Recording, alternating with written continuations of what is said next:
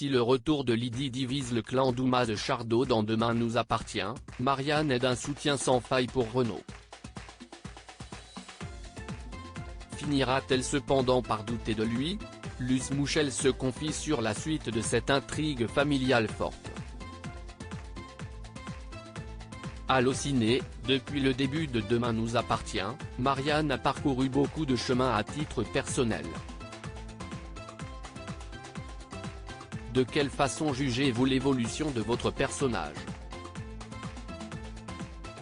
Luce Mouchel, ce qui est intéressant, c'est que Marianne a été confrontée depuis le début à des situations compliquées d'un point de vue éthique et qu'elle s'en est toujours sortie avec savoir-faire. Elle veut toujours faire en sorte que les choses aillent bien quand il y a un problème familial, que ce soit avec ses filles, son mari ou encore sa petite fille. Il y a quelque chose d'assez ambivalent chez Marianne parce qu'elle a une éthique très sûre et en même temps elle est humaine.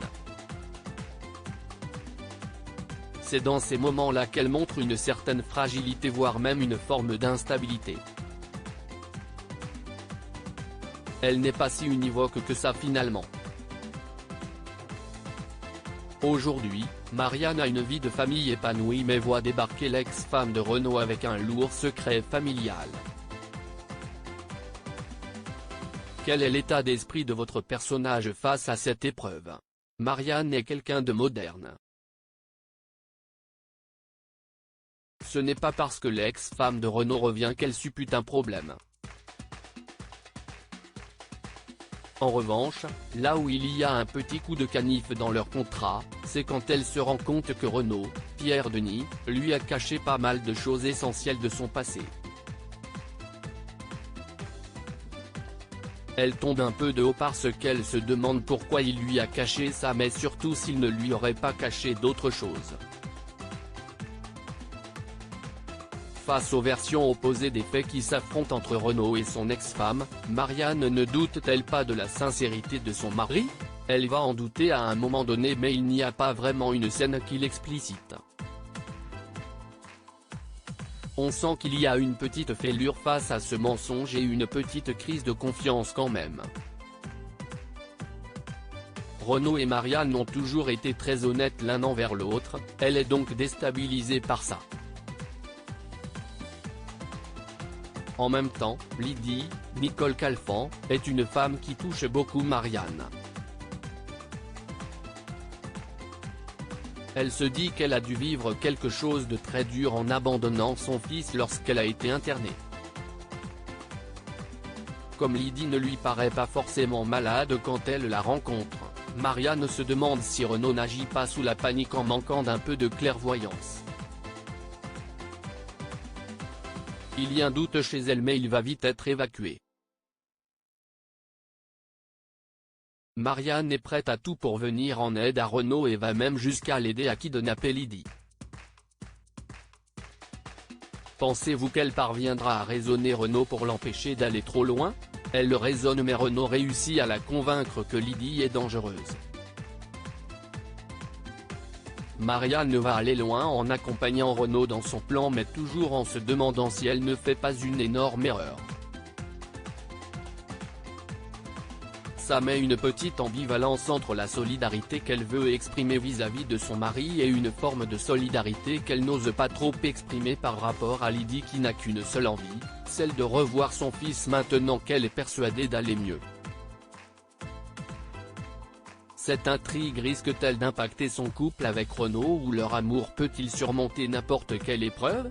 Je ne sais pas si cela va impacter leur couple à l'avenir, je trouverais ça intéressant. En tout cas, on a cœur de montrer que Renaud et Marianne sont des personnes presque intouchables. Si ça leur arrive d'être un tout petit peu hors la loi, c'est vite rattrapé parce qu'on n'a pas envie de ternir leur image. Même si c'est un peu moins vrai pour Marianne car elle a fait des choses contestables par le passé, elle le fait toujours en dernier recours. Elle a un instinct maternel et une capacité d'empathie très fort.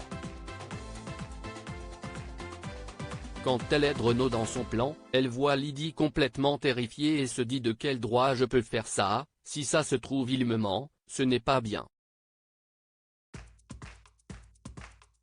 Elle a toujours ce petit doute. Heureusement, comme ça se termine bien pour tout le monde, elle finit par se dire qu'ils ont bien fait d'agir ainsi même s'ils sont passés par des chemins pas très légaux. C'est son instinct humain mais aussi maternel qui guide Marianne. Même si elles travaillent ensemble, les relations entre Flore, Anne Caillon, et Marianne restent particulièrement tendues depuis l'infidélité d'Alex, Alexandre Brasseur. Peut-on espérer les voir se réconcilier? Je ne sais pas si la réconciliation va avoir lieu mais qu'elle ait lieu ou pas, ça donne des supports de jeu très intéressants pour ces deux personnages. Le conflit c'est toujours plus intéressant à écrire. Je pense qu'elles finiront par mettre tout cela de côté. Tant qu'elles ne le mettront pas de côté, cela donnera lieu à des scènes cocasses et rigolotes. Tandis que Chloé, Ingrid Chauvin, est prête à refaire sa vie avec un autre homme, quel regard Marianne va-t-elle porter sur cette nouvelle relation? Elle va avoir un regard plutôt positif car elle voit que sa fille va très bien. Marianne est très concernée par le bien-être de sa fille. En rencontrant le nouveau compagnon de Chloé, elle va être très enthousiaste sans même avoir parlé avec lui. Elle va penser que c'est quelqu'un de bien et va être très contente que sa fille ne soit plus seule dans la vie. Elle sait aussi que Chloé est très forte et qu'elle est capable de surmonter beaucoup de choses. Je ne sais pas ce que cela va donner comme scène par la suite mais il faut que le nouveau compagnon de Chloé soit quelqu'un de bien au regard des critères de Marianne, rire. Marianne veut toujours avoir le dernier mot en ce qui concerne les choix de sa fille. C'est un instinct maternel mais c'est aussi un instinct de possession. Elle aime bien mettre son grain de sel. Avez-vous d'autres projets en dehors de Demain nous appartient dont vous pouvez nous parler? Malgré la situation sanitaire, j'ai des projets de théâtre. Je vais jouer un texte que j'ai écrit. J'ai aussi un autre projet en cours avec une femme metteur en scène que j'aime beaucoup et avec quasiment que des femmes.